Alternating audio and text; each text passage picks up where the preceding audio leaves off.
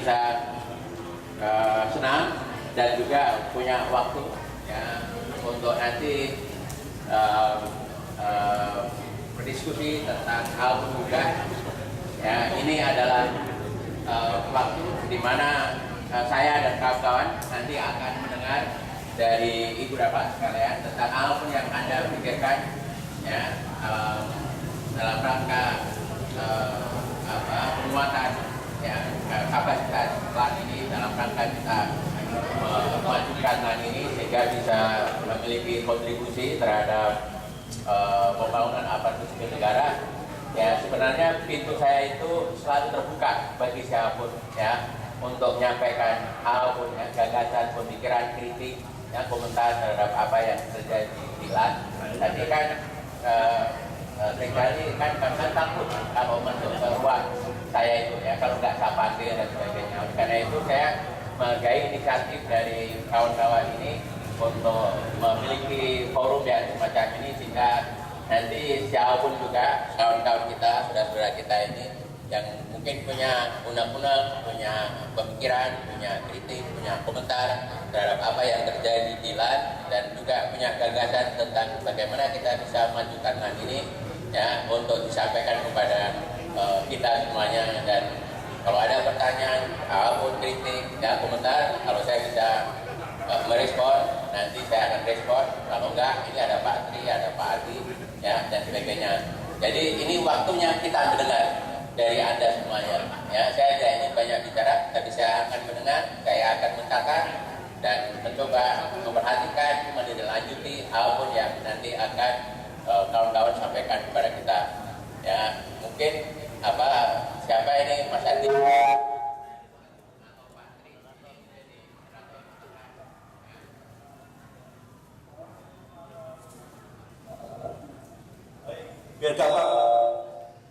biar gampang mobilisasinya, saya mohon izin berdiri. Ya baik, silakan kesempatan pertama, siapa yang ingin menyampaikan sesuatu. Seperti disampaikan tadi oleh Pak Agus, kita ingin banyak pendengar Pak Bu. Yang di ujung sana Pak Pumadi. Oh, Mbak Sriani dulu, silakan Bapak. Pak Rudi, Abayu, Uji. Terima kasih Pak Adi, terima kasih Pak Agus. Alhamdulillah, pertama-tama makasih Pak. Saya rasa ini luar biasa. Kami nggak pernah duduk di semen selama ini Pak. Tapi hari ini duduk bersama Bapak, dan itu saya merasa nyaman sekali dan merasa rileks sekali. Saya memberikan sebuah analogi. Saya ini sedang bertumbuh. Saya sedang bertumbuh. Saya yakin teman-teman di LAN juga merasa sedang bertumbuh. Budaya yang baru, kemudian struktur yang baru, pekerjaan yang baru, itu begitu menantang. Nah, saya hanya harapan Pak, seperti makhluk hidup yang sedang bertumbuh, maka dia perlu nutrisi, perlu ruang, perlu motivasi yang terus-menerus. Karena begini, kalau di diklat, ini saya kan di diklat nih Pak. Saya berharap kami yang sedang bertumbuh di diklat, khususnya di TF itu, semua kawan-kawan itu bisa tumbuh dengan terstruktur. Misalnya banyak pegawai di TF itu Pak, belum banyak yang dapat pelatihan yang cukup untuk bisa mengikuti pertumbuhan kita. Nah kemudian ruang-ruang kami juga tidak begitu banyak Pak untuk menampung demand di luar sana. Nah mudah-mudahan Bapak bisa membantu kami untuk tumbuh baik secara personal, kemudian profesional, dan secara struktur di sana. Itu saya Pak. Dan saya berterima kasih buat Pak Agus, karena buat saya ini sebuah trigger yang luar biasa, karena Bapak tidak membuat batas buat kami-kami di sini. Dan itu sudah terjadi juga Pak Adi di lingkungan saya di TF misalnya, antara Widya Suara dengan strukturannya, karena kami mencontoh Bapak gitu loh. Karena kami mendapat contoh yang terbaik. Terima kasih Pak. Begitu semua. Assalamualaikum warahmatullahi wabarakatuh. Terima kasih. Sudah dicatat semua ya Pak Mansur ya.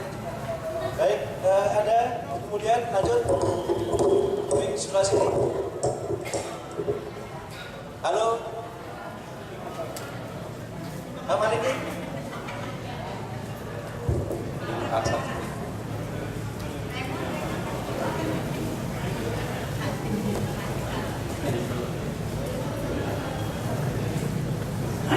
Terima kasih. Bismillahirrahmanirrahim. Assalamualaikum warahmatullahi wabarakatuh. Bos dan Pak Didi, semuanya.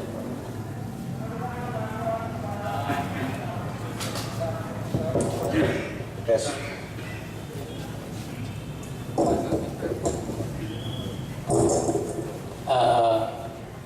Saya sepakat dengan Ibu Hajriati bahwa saya pikir ini momen yang sangat baik dan menurut saya ini harus dikembangkan seperti ini. Teman-teman semuanya, izinkan saya menyampaikan lihat kegalauan yang sering terdengar di ruangan WI. Kira-kira koreksi kalau saya salah Pak dan teman-teman sini ya.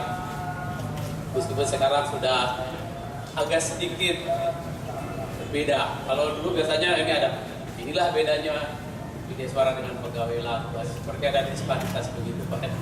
Tapi sekarang ini kegalauan seperti ini, kita sedang apaan sih? Karena kita sering kali banyak di ruangan, padahal kita tahu kita ini ingin menuju pemerintahan yang kelas dunia, kita itu harus berbuat gitu ya. Tapi kelihatannya media suara itu seperti butuh semacam apa ya, bimbingan. Kita tuh kemana sih? Kita mau diapakan? Kira-kira seperti itu. Apa yang kita harus perbuat untuk meningkatkan untuk berkontribusi terhadap perubahan yang sedang terjadi saat ini? Itu yang pertama. Jadi yang kedua, saya pikir juga ini masih sedikit komunikasi di antara kami di sana ya, antara yang di struktural dengan fungsional itu, sehingga seringkali kita tidak tahu apa yang terjadi gitu Pak ya. Jadi apa yang misalnya di sini saya secara pribadi tahu di sini ada rapim rutin gitu ya. Tapi saya secara pribadi mungkin teman-teman juga sama tidak tahu apa hasil di sini gitu ya. Sehingga policy yang dibuat di sini kita tidak paham. Terus kita harus bersikap apa juga kita tidak paham. Untuk sementara itu aja dulu Pak Adi, nanti mungkin saya bisa tambahkan.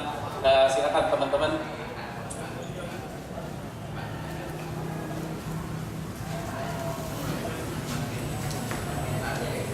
Ya, sebelum dilanjutkan ke yang lain, Pak Gus, ada respon? Oh, dua-duanya ya? Baik, silakan. Pertama ini untuk Mbak Adriani, ya. Jadi saya kira memang kita semuanya ini sedang tumbuh dan harus selalu tumbuh. Ya, LAN ini sebagai satu institusi memang harus mampu merespon ya dinamika yang terjadi. Ya, saya selalu menyampaikan keinginan kita menjadi LAN ini menjadi LAN yang organization, ya organisasi yang punya kemampuan untuk selalu berubah. Bukan hanya merespon dinamika yang terjadi dalam lingkungannya, tapi juga memiliki kapasitas untuk memberikan direction ya kepada stakeholdersnya itu tentang apa yang seharusnya kita tuju itu. Nah karena itu Ibu dan Pak sekalian, memang di dalam rapim dalam berbagai kesempatan ya saya selalu menyampaikan kepada kawan-kawan karena saya lihat selama ini waktu kita dalam 1 minggu itu ya 5 hari ini yang boleh dikatakan hanya untuk memproduksi barang dan jasa untuk stakeholder kita. Tapi sekali waktu yang kemudian kita gunakan untuk selalu membangun kapasitas kita ini. Baik kita punya kapasitas yang semakin lama semakin baik. Nah oleh karena itu kan kita sudah minta kepada semua unit itu untuk setidak-tidaknya mengalokasikan dalam waktu 1 minggu itu khusus untuk pengembangan kapasitas ya.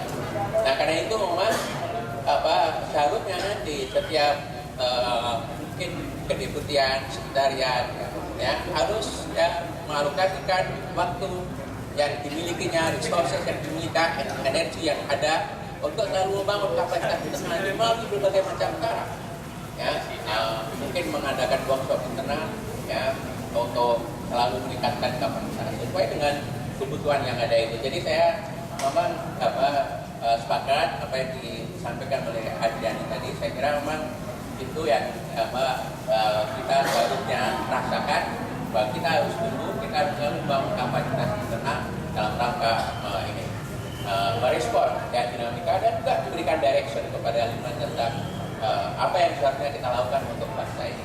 Jadi saya kira itu ya. Nah, jadi memang benar yang dikatakan Pak Maliki itu persoalan yang selalu kita hadapi dulu. Ya, banyak keputusan-keputusan yang penting di dalam rapim itu tidak bisa dipahami ya oleh yang ada di luar forum rapim itu. Nah, mengapa kemudian kita minta ya setelah rapim ya itu ada pertemuan internal masing-masing untuk menyampaikan kepada semua warga yang ada di lingkungannya itu tentang apa keputusan-keputusan yang ada dalam rapim itu ya. Dan ini yang saya kira nanti perlu kita lakukan. Makanya saya minta juga Mas Adi dan kawan-kawan itu beberapa keputusan rapim yang penting dan perlu diketahui oleh semua warga kita itu ya mestinya nanti harus juga di-share. Dan ini kan sudah dicoba dilakukan, dikembangkan melalui IT nanti jika keputusan-keputusan yang ada di rapim itu saya dengar dulu sudah coba diminta SDG-nya dan sebagainya dan rapim kemudian bisa dikirim mana yang bisa disebarluaskan dan segera diketahui harus bisa diakses oleh semuanya. Sehingga semua warga itu memiliki pemahaman tentang apa yang sedang terjadi dan apa yang mereka harus lakukan untuk merespon keputusan rapim. Saya kira ini Pak. Baik, Bapak Ibu sekalian, Pak Bu Adriani, Pak Maliki, terima kasih masukannya. Kita sudah catat semua Pak. Dan kita sebenarnya selama ini sudah kita share Pak. Memang sampai eselon 2 kita by email sudah sampaikan. Mungkin ke bawahnya yang masih salurannya belum lancar. Nanti kita bikin lancar Pak, teman-teman di pengembangan sistem lagi mencoba membuat e-office. Jadi e-office intranet. Jadi itu semua pegawai punya alamat email Lango ID yang selama ini ada tapi nggak ada gitu ya. Sekarang harus ada dan hidup bisa dipakai. Kita sudah siapkan. Kita punya target yang terukur. Pertengahan April ini semua eselon 1, 2, 3, 4 sampai akhir April.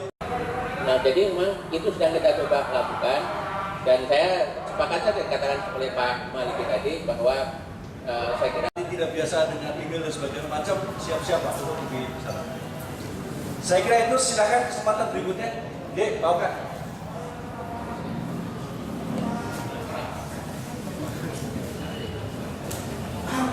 Baik Bapak Ibu sekalian, selamat pagi, Assalamualaikum warahmatullahi wabarakatuh. Salam sejahtera untuk kita semua. Saya mengamati dalam 1 tahun ini melakukan lompatan yang sangat besar, terutama kalau menilik tentang perubahan pola tingkat, terutama tingkat pemimpinan. Perubahan yang dilakukan dan itu akan sekarang ini memang memberikan dampak yang sangat besar. Perubahan di lembaga-lembaga tingkat, mereka memang sangat sekarang ini merespon sekali bagaimana dapat melaksanakan pola baru yang mereka nilai sekarang ini sangat bagus, karena ada satu yang belum pernah dilakukan selama ini, yaitu pada tahap implementasi. Walaupun dulu teorinya tapi itu diimplementasikan, nyatanya tidak pernah ada. Dan sekarang ini mau tidak mau melalui proyek perubahan ada implementasi. Ada 2 hal yang ini saya sampaikan. Mereka memang ingin bahwa orang bisa memfasilitasi semua apapun yang mereka butuhkan. Tetapi dalam waktu mereka memang kita tidak mungkin untuk menyiapkan itu semuanya. Minimal telah dapat memfasilitasi, misalnya sekarang ini banyak diminta adalah bagaimana dengan pola tingkat yang perdebatan yang akan dilakukan setelah Juni. Mereka masih bingung bagaimana dengan sistem dan sebagainya. Nah, mestinya kita secepatnya dapat menunjukkan hal-hal seperti itu. Yang kedua, Pak, terkait dengan teman-teman kita semua. Saya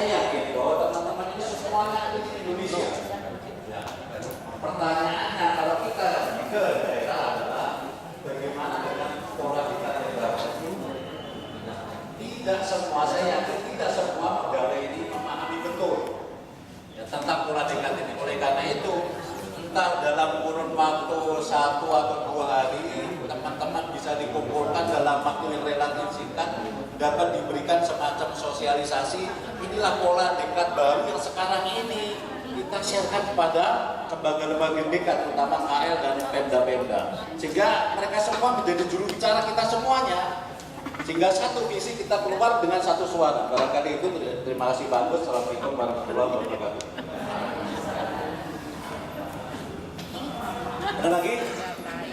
Nanti 2 orang juga di dashboard. Udah tunggu sebentar. Kok sikit gani pancing apa sih?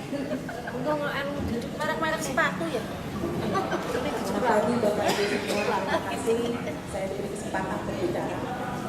Nama saya Kira, saya dari Perpustakaan Lembaga Administrasi Negara. Yang ingin saya tanyakan, di perpustakaan itu kan sudah diklat, jadi dalam rangka memajukan pegawai di sana sampai saat ini belum ada yang dikirim. Sementara itu dana itu adalah dana APBN. Jadi kami mengharapkan sekali untuk bisa segera dikirimkan orang-orang atau pegawai di situ untuk mengikuti diklat. Kedua, yang saya tanyakan adalah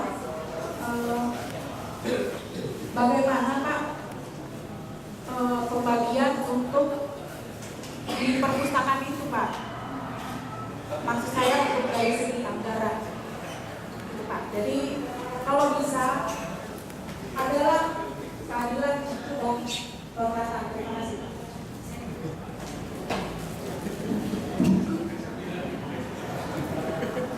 Ya, ini tadi aspirasi dari perpustakaan. Satu soal diklat ya, diklat untuk para pustakawan ya, pustakawan, kemudian pustakawan, kemudian yang kedua tadi buat ibu-ibu soal keadilan anggaran ya. Pak Presiden, beda ya, beda.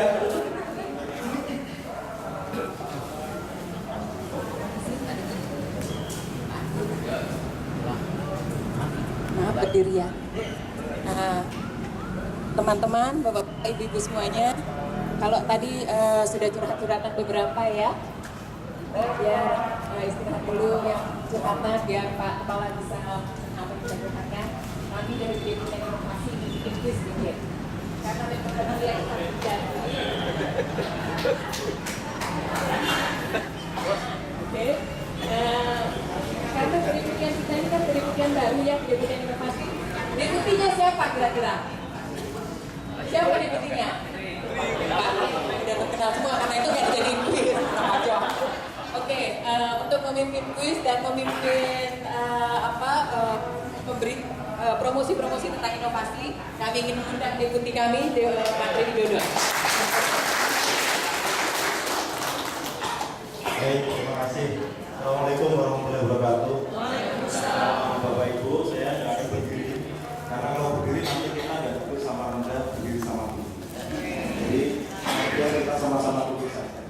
Kawan-kawan, sebelum saya melempar kuis, saya sedikit ingin sharing bahwa kegiatan seperti ini sebenarnya adalah pendekatan kebudayaan yang diperkenalkan oleh Pak Agus. Jadi mengelola organisasi itu tidak harus dengan pendekatan struktural, tidak harus dengan pendekatan otoritas, kekuasaan dan sebagainya. Nah, salah satu ciri dalam pendekatan kebudayaan itu adalah kita harus saling kenal, kita harus saling terbuka, kita harus saling berdekatan.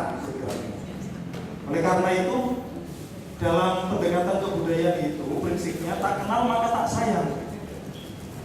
Jadi antara kita semua harus saling kenal, kawan-kawan.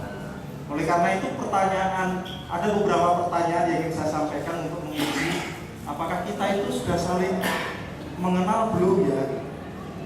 Boleh ya saya lempar pertanyaan ya. Dan saya ambil mungkin Bapak Ibu sebagai salah satu contoh lah gitu, atau untuk kasus nggak apa-apa ya. Kuis pertama kawan-kawan, Pak Agus ini lahir tahun berapa? Iya. Yang keras. Tahun 1955. Ya, betul sekali. Ini, itu dapat hadiah.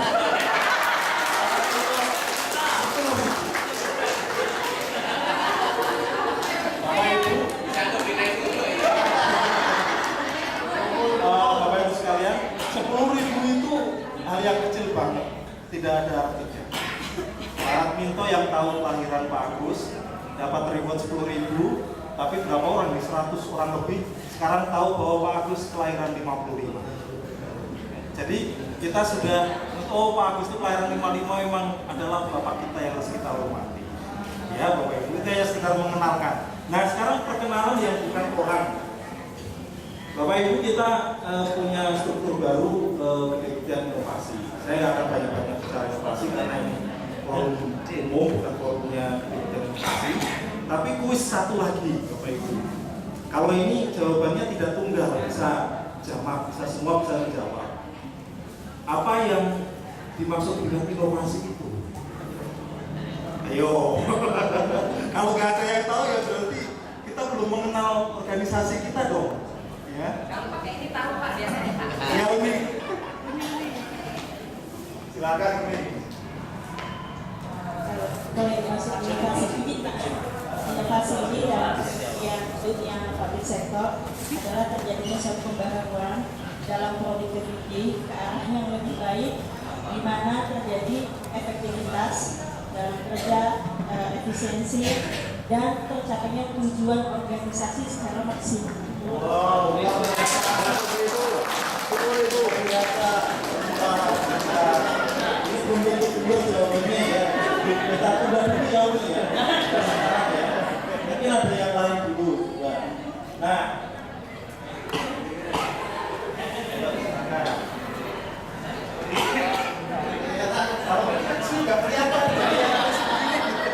Assalamualaikum warahmatullahi wabarakatuh. Inovasi merupakan implementasi ide atau gagasan yang mempunyai nilai tambah. udah. Ya luar biasa. Ya, kita berikan aplaus. Tadi kata ini apa namanya pembaharuan kan? Kata Adinda kita ini nilai tambah. Nah, saya kira itu dua-duanya mungkin benar, mungkin salah, tapi kita dengar mungkin ada pendapat yang lain. Satu atau dua lagi deh, jangan banyak-banyak. Monggo, siapa? Ah, masa cuma 2 orang yang tahu tentang inovasi? Yang sebelah sini? Oh iya, ayo ada pertanyaan berhadiah. Apa itu inovasi? Yang dari kegiatan inovasi juga boleh menjawab. Tidak ada? Tidak ada kawan-kawan? Yakin? Itu tidak menjawabnya karena tidak tahu atau malu saja? Karena hadiahnya kecil. Coba yang merah tadi. Ya, silakan. Ini pakai.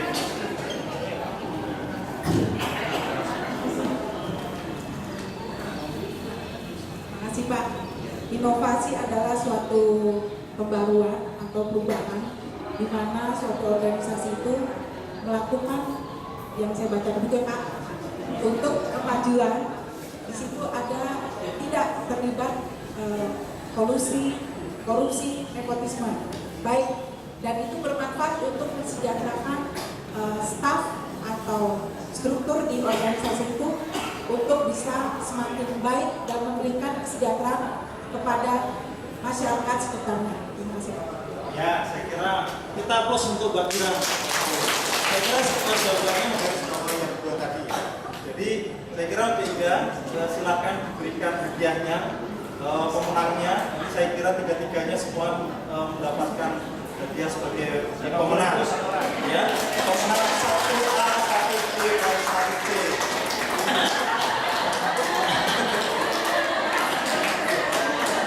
Ya, terima kasih kawan-kawan sekalian. Saya kembalikan kepada Pak Adi. Baik, langsung respon. Jadi pertama tadi tentang perlunya setiap kita bulan ini bisa bisa berperan sebagai ambasador lah. Ya saya kira ini memang sangat penting ya, dan mestinya kita semuanya bisa melakukan itu ya. Dan tadi terkait dengan diklat yang memang sedang mengalami perubahan. Nah karena itu memang nanti Mas Adi dan kawan-kawan bagaimana caranya ya supaya di antara kita ini bilang ini bisa punya share understanding tentang banyak hal yang minimal harus diketahui oleh setiap orang bilang. Ya caranya saya kira bisa banyak ya. Kalau segala sesuatu yang kita lakukan ini berbagai macam inovasi, perubahan di diklat, ya, penguatan di sekretariat dan juga di kajian dan sebagainya bisa kita taruh di internet kita dan sebagainya, dan menciptakan tradisi di antara kita itu untuk selalu menjadikan ya dokumentasi yang ada di internet kita itu, di website kita itu kemudian menjadi salah satu referensi yang penting. Nah karena ini kan di sekretariat sedang dicoba, tadi Mas Adi sudah menjelaskan ya apa itu perbaikan ya dari sistem informasi yang kita miliki ya. Jadi kalau semuanya ada di sana, kurikulum baru ya, kemudian bagaimana kurikulum baru itu dilaksanakan melalui rangkaian TOF dan macam-macam, semua ditaruh di sana. Ya, saya kira kita akan punya share understanding ya, terhadap apa yang terjadi itu.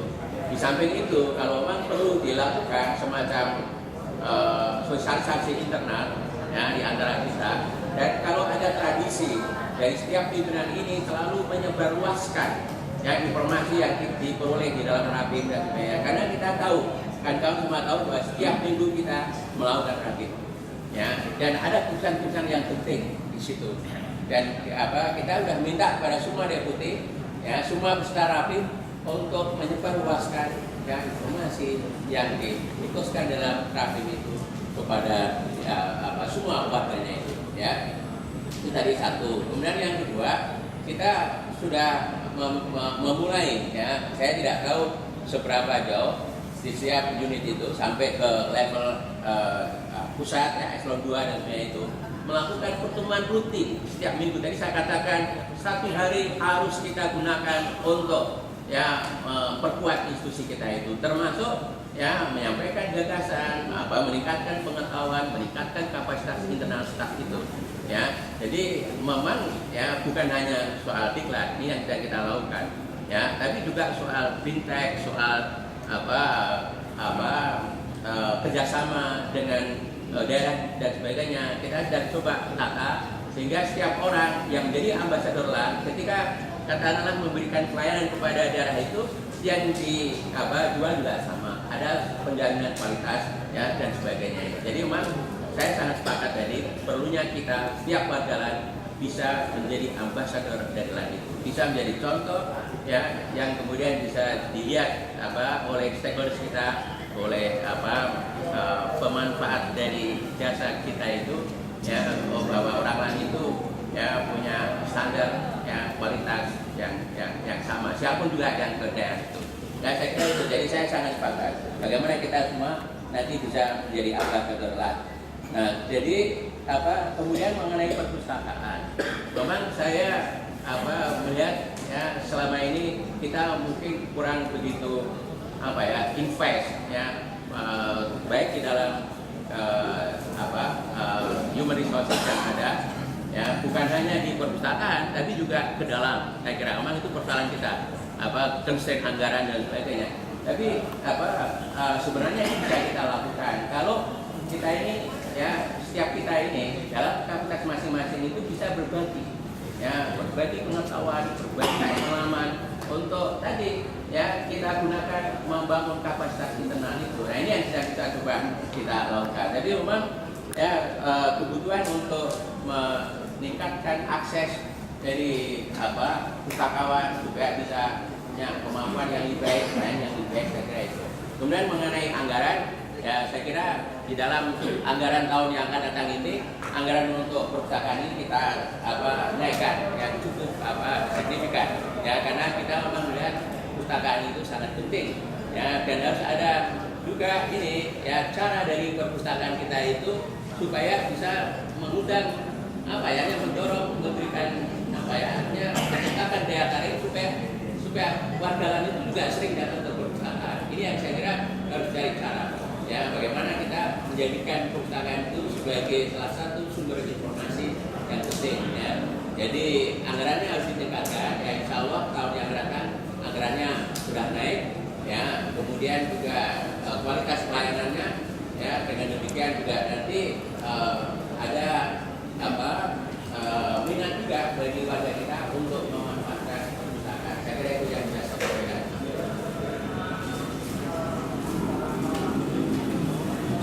Ya, Masih ada lagi? Di sini dari Pulau Samosir. Pak, terima kasih Pak Agus atas kesempatan ini. Saya berbicara mengenai kapasitas kita sebagai pembina diklat. Jadi saya itu tahun 2008 sudah bergabung dengan yang namanya lama itu Spimnas Pak. Spimnas, jadi sering bergabung, sering berbicara mengenai diklat juga. Nah, satu hal yang menarik, sering ditanyakan dulu di teori kita selalu dikatakan ada satu teori, salah satu mungkin begini ceritanya. Para peserta diklat itu kita selalu motivasi if you don't change, you die, gitu ya. Selalu itu pada masa itu, ya. If you don't change, you die. Tetapi realitasnya kadang-kadang saya dengar juga dari peserta diklat, itu Pak, waktu diklat Pak. Nah, nanti setelah selesai diklat sebaliknya, if you change, you die. Ya, jadi itu yang terjadi pada saat itu. Nah, itu saya bicarakan, saya bahas dengan WW kita dulu pada saat itu. Saya penyelenggara ya. Tapi saya ngobrol dengan Pak pada saat itu yang senior-senior itu Pak Purnaman, Pak Nusirwanje. Satu hal yang menjadi kegalauan bagi saya, kenapa bisa begini gitu ya Pak ya? Kenapa bisa begini? Padahal kalau misalnya peserta diklat itu atau mungkin para pejabat dari Republik ini yang mendiklatkan dari luar, itu mungkin ada kemungkinan seperti itu. Tapi yang menjadi kegalauan, diklatnya kan di LAN juga. Jadi para pemimpin juga pasti dari LAN juga. Tapi kenapa pada saat peserta kembali kok bisa menjadi punya pola pikir seperti itu? Nah, itu menjadi kegalauan cukup lama, tapi kayaknya di pola baru ini sudah mulai terjawab Pak.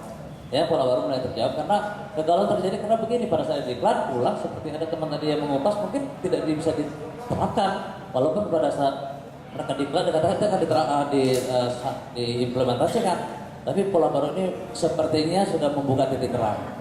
Artinya diklat-diklat itu yang selama ini mungkin sebatas teori di LAN sampai kembali nggak bisa diterapkan, yang dikatakan bahwa kalau if you change, you die, kebalikan. Tapi sekarang mungkin dengan pola baru ini sudah membuka celah lah. Saya rasa ini merupakan jawaban pola baru ini. Kita harapkan ini merupakan jawaban.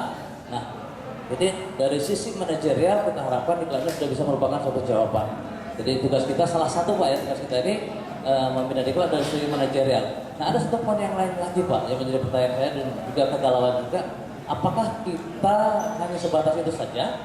Nah, saya berpikir, ini saya udah ngobrol dengan teman-teman juga, tapi kayaknya kalau hanya sebatas teman ini tidak bisa selesai Pak masalahnya.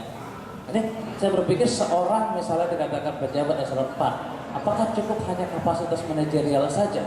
Bagaimana dengan kemampuan teknisnya? Kira-kira bisa nggak LAN ini membangun misalnya standarisasi kalau eselon 4 paling tidak minimal mereka mempunyai kemampuan teknis bla bla bla bla. Lalu kalau eselon 3 kemampuan teknis bla bla bla terus ya Pak, sampai eselon 2, eselon 1. Nah, apakah kira-kira kita ini bisa kita bangun? Saya ngobrol sama teman-teman lagi Pak, oh ini kemungkinan bisa. Tetapi paling enggak kita akan menentukan bagaimana menentukan kompetensinya.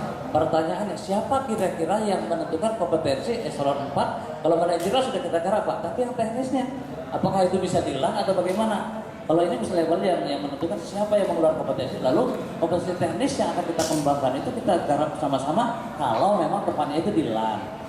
Nah, mungkin ada kompetensi teknis yang di tempat lain, tapi mungkin dari LAN ini mungkin ada hal-hal yang bersifat generik. Jadi katakanlah kalau dia mau naik eselon 4, manajerial sudah jelas ya, tapi ya kompetensi yang mereka miliki harus bla bla bla terusnya. Ini yang menjadi pemikiran kami juga. Ya, saya sudah ngobrol sama teman-teman bagaimana supaya kita bisa garap bersama ini. Karena kalau tidak begitu nanti seorang eselon 4 yang keluar dari diklat PIM tingkat 4 LAN, dia punya kemampuan manajerial. Tapi teknis itu bisa dikatakan tidak jelas Pak. Jadi bisa saja jangan-jangan nanti eselon 4 ternyata masuk barang dan jasa, bingung dia Pak, kenapa? Karena belum pernah mengikuti iklan barang jasa misalnya. Dan mungkin ada konteks yang lain yang mungkin bisa kita kembangkan. Nah, Saya rasa itu saja Pak yang mungkin kita pikirin ke depan. Jadi kalau memang kita punya slot itu untuk bisa membantu pengembangan kemampuan teknis, ya monggo lah sama-sama kita bahas. Dan di kita juga kan ada medical teknis fungsional. Nah mungkin itu bisa juga membantu dan kira-kira itu saja Pak Gus. Terima kasih. Assalamualaikum warahmatullahi wabarakatuh. Terima kasih Pak. Terima kasih Pak Silabora, asli Pangururan. Saya kira temannya apa Samusil. yang sering Alex. Ya, masukannya panjang ya, tapi ini sudah kita lihat. Sebelum Pak Agus merespon, kita sudah punya standar kompetensi umum. Teman-teman eselon 3, 4 semua itu sudah tes. Ya, saya coba baca data, memang ada kompetensi umum pun ada eselon 3, eselon 4 yang memenuhi standar, ada yang tidak. Ya, ini sedang kita cermati terus gitu ya, menjadi bahan pertimbangan. Pak Agus ada respon? Tetapi Pak Mali Yang lainnya? terkait nggak? Terkait nggak? Oh, oke. Terima kasih tanda-tanda yang dari Pak Agus tadi. Itu tentang kapasitas itu gitu ya, itu penting. Saya pikir relevan ini kata orang bijak katanya ya, teladan itu lebih berarti daripada sejuta nasihat. Gitu. Sekarang pertanyaannya bagaimana kita sendiri itu menjadi teladan minimal dalam penyelenggaraan diklat yang saya kenal ya. Contoh misalnya ini pengalaman masa lalu Pak. Kalau misalnya ada TOC, TOT, atau MOT dan sebagainya, cenderung itu kalau dulu itu oke ya, sebuah sidang tidak ke sini gitu. Karena kalau kita lihat kita tidak bisa menunjukkan ini. So, menurut saya ini saran aja kira-kira mungkin penyelenggaraan diklat di kita itu diwajibkan ya MOT atau TOC minimal. Karena kan kalau kita mewajibkan ke orang lain kita sendiri tidak. Saya pikir itu ridiculous gitu ya. Kedua, ini dari pengembangan kapasitas juga. Saya lihat sekarang perubahan diklat itu masif sekali ya. Tetapi ini penunjang, unsur penunjang kalau masih dianggap kecil, tapi ini pentil. Nama pentil dana ini leverage. Jadi saya pikir kita, bukan karena saya media soal, apapun lah itu namanya. Ini juga satu terlihat ini, penyiapan kita waktu merespon sebagai fasilitator. Misalnya, kalau dulu kan kita pernah juga ada training yang berjepang itu, ya untuk sama-sama sedikit program seperti pengembangan kapasitasnya. Itu misalnya begini sekarang khusus untuk trainers yang saya pernah ikuti, Ibu Ali juga Bajirani pernah ikuti yang sertifikat di training and assessment. Itu kan international certification dan itu worldwide recognition ya. Saya pikir itu mungkin bisa dipakai di sini. Kemarin juga aku sudah bicara masalah Pak coaching itu Pak. Saya pikir salah satu beberapa program yang mungkin juga harus diintensifkan semasif perubahan yang sangat terjadi di lingkungan itu sendiri. Ya, terkait dengan itu yang pertama, terkait dengan diklat pelatihan sedang berubah ini. Kebetulan saya belum selesai juga itu jawab nih. Sepemahaman saya, ini kan kita mengarahkan untuk menciptakan leaders yang ada, gitu ya. Tapi kalau saya lihat isinya di kurikulum itu sendiri tidak ada tentang leadership yang secara eksplisit dibahas di situ. Kemudian memang ada juga materi-materi yang saya lihat misalnya sekarang pengembangan potensi diri dan pengenalan potensi diri antara PIM 3 dan PIM 4 itu sama, ya.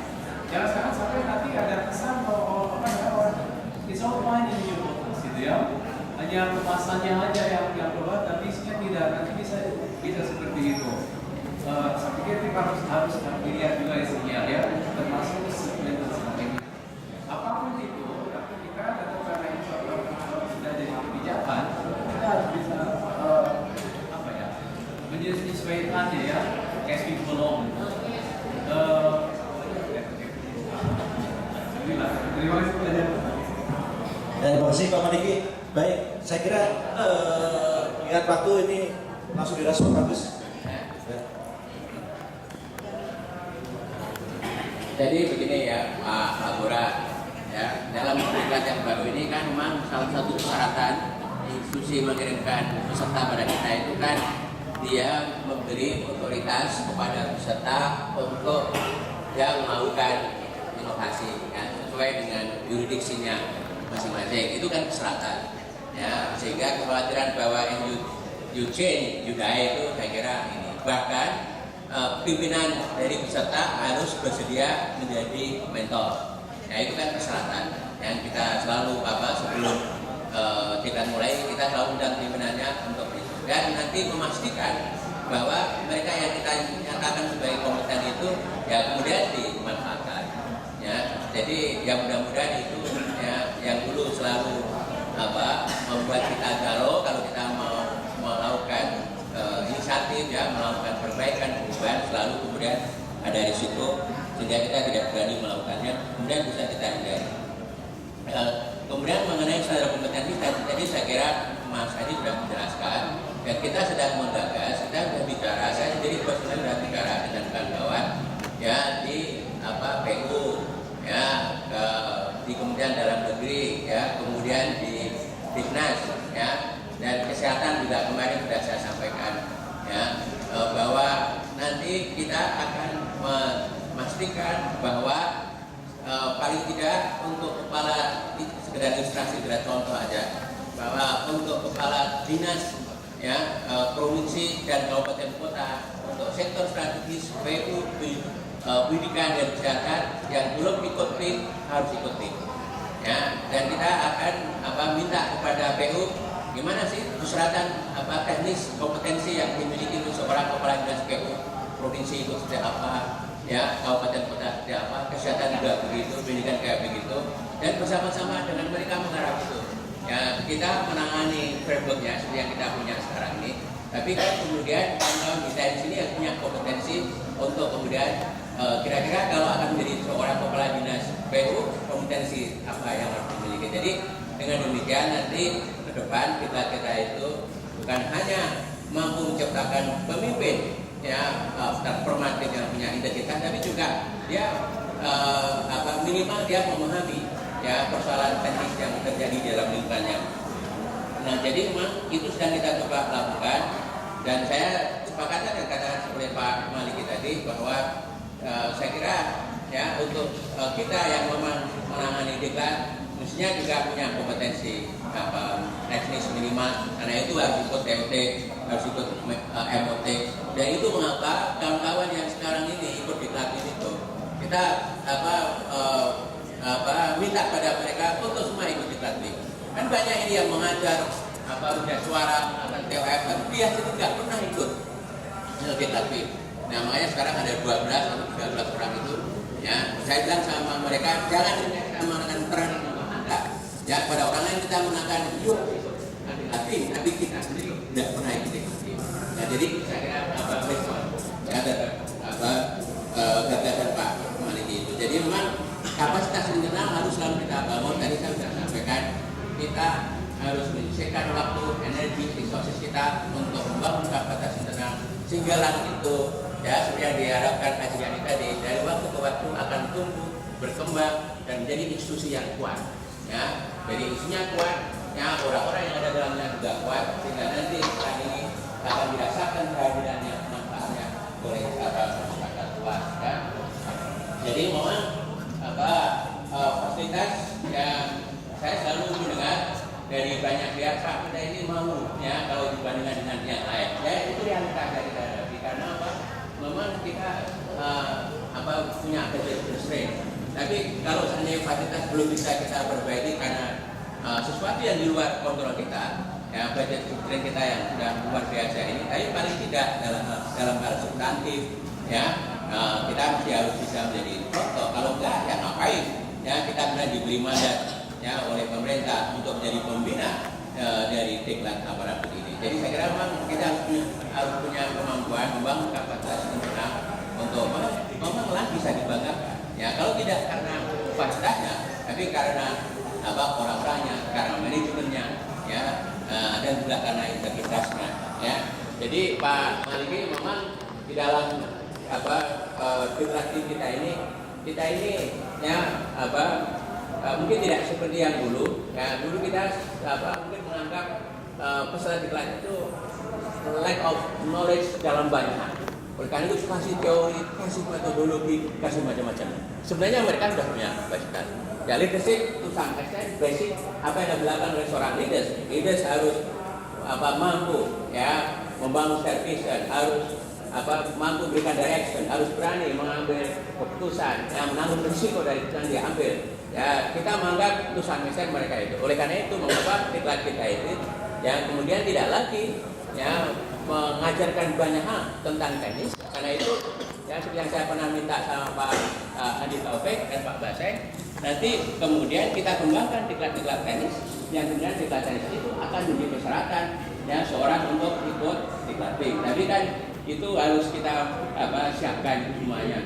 Ya karena kita belum mengembangkan diklat-diklat tenis yang nanti menjadi persyaratan dari diklat-diklat, ya tentu kita belum bisa persyaratannya. Tapi ya di masa yang datang itu akan kita lakukan, Pak. Ya saya kira ini ya respon saya, Mas Adi. Yang lebihnya saya mohon maaf. Mudah-mudahan di dalam forum yang berikutnya kita akan bisa membahas lebih banyak lagi yang penting. Boleh tanya satu aja ini? Ya boleh. Ini untuk konfirmasi aja. Ini kan kita masih ada diklat PIM 3, PIM 4 ya. Tapi ini kan informasi. Katanya bahkan masyarakat tidak tahu apa betul atau tidak. Betulkah eselon 3, eselon 4 yang akan dihilangkan? Kalau misalkan eselon 3, eselon 4 dihilangkan, apa yang terjadi kalau PIM 3 kan? Kalau itu saya jawab. Ya kalau itu nggak ada. Ya jadi memang ada unit tertentu yang nggak butuh lagi eselon 3, eselon 4. Tapi ada unit tertentu ya yang kemudian tetap membutuhkannya.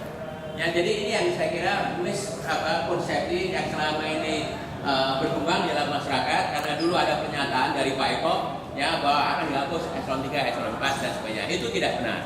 Ya, jadi sangat tergantung ya. Jadi institusinya ya. Karena setiap institusi punya struktur tugas yang berbeda-beda. Ya. Jadi untuk institusi misalnya di sekretariat yang punya struktur tugas yang sifatnya katakanlah misalnya rutin, teratur, ya operasionalnya lebih banyak dan sebagainya, tentu butuh eselon 4, ya eselon 3. Tapi untuk kajian barangkali nggak butuh, ngapain? Ya eselon 4 dan mungkin ke depan eselon 3 barangkali juga nggak butuh. Ya, jadi ini yang saya kira perlu dipahami bersama. Jadi kalau ada persepsi tadi bahwa eselon 4, eselon 3 akan dihapus, itu saya kira memang itu konsekuensinya tadi dengan RUSN tadi. Ya, tidak lagi eselon 3, eselon 4, tapi jabatan administrator, jabatan pengawas, ya dan sebagainya. Nah kalau itu semuanya dihapus nanti eselon 1, eselon 2 dihapus. Cuman peran dari seorang tadi, ya seorang yang sekarang menjalankan fungsi eselon 3, eselon 4 tentu nanti berubah ya dengan adanya ya undang-undang ASN menjadi pengawas, ya menjadi administrator dan sebagainya. Itu kira-kira ya. Kira itu Pak Malik ya, kita masih transisi. Jadi kalau bisa bicara eselonisasi, memang undang-undang ASN tidak boleh lagi eselonisasi. Bukan 3, 4, 1, 2 juga hilang eselonisasi. Tapi jabatannya tidak hilang. Itu nanti transisi untuk pola tingkat dan sebagainya. Baik Bapak sekalian, waktunya saya kira cukup ya. Cukup ya? Baik, cukup. Kita akan ketemu lagi 1 bulan lagi. Dan lebih seperti itu. Nanti di follow up bagian mas. Kurang lebihnya terima kasih perhatiannya dan jangan segan-segan Bapak sekalian, komunikasi kita semua tidak hanya berhenti kalau senang. Setelah senang seperti ini, kapanpun ruangan Pak Agus terbuka, ruangan saya terbuka, ruangan Pak Tri terbuka, kecuali dikunci sama training service. Saya kembalikan ke. Terima kasih untuk semuanya, sukses untuk semuanya. Mengingatkan saja bahwa hari Selasa yang akan datang kita ada forum diskusi pembaharuan administrasi negara untuk Indonesia sejahtera, ada di ruang sebelah depan saya. Semuanya diundang, silakan yang mau hadir. Hari Selasa jam 8 sampai jam 12. Teman-teman, kami dari Kementerian Inovasi mengingatkan kembali lomba inovasi kita akan ditutup akhir bulan April ini. Hadiah